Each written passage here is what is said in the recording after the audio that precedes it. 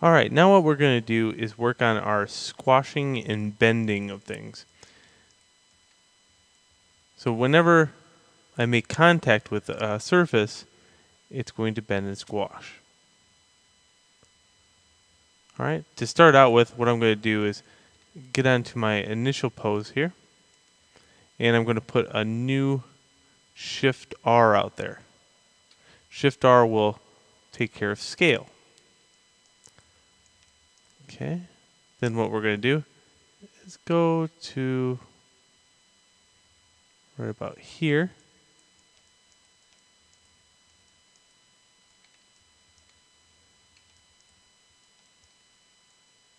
And we're going to set it to scale up.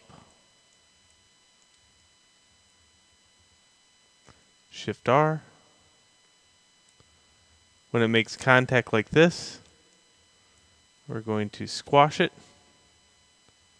Shift R. And then next, when it gets up into the air, we're going to set it back to a scale of 1. And go Shift R. Okay, we're going to repeat that for every step. And you can see just that slight bit. Bam. Now me myself, I really like to do this by hand. You could copy and paste this over from the previous one. You can see here in the graph editor, I have now this slight bump. Okay, this slight bump indicates the scale in Y. Alright. Again, I really like to hand key this. It's one of those things. Okay, so right about here, again, I'm going to squash it up. Shift R.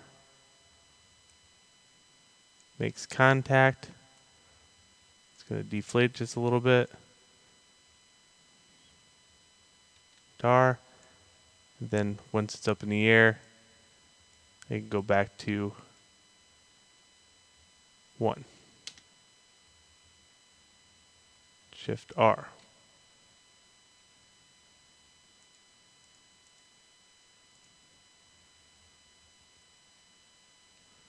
Now I'm going to make, I don't know where I did this, but I'm going to break connections for the rotation. I must have accidentally hit something. Okay, next step. Right there.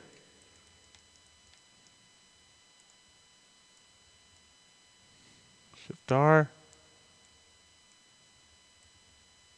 Deflate. Shift R. Normal. Shift R. You see a pattern here? Yeah. Now as we go down the stairs, it's going to be a lot less. So now, right about in this step, I'm not inflating and deflating as much. Just a little bit.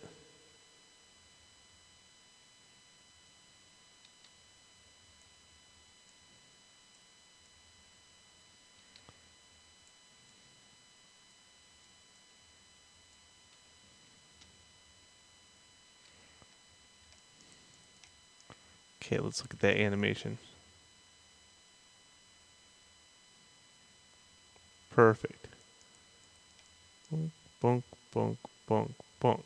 And you have to kind of do that in your brain.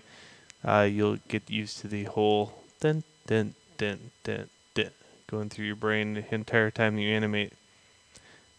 Alright, I like that. That looks really good. Now, what we're going to do is look about rotations in the next video.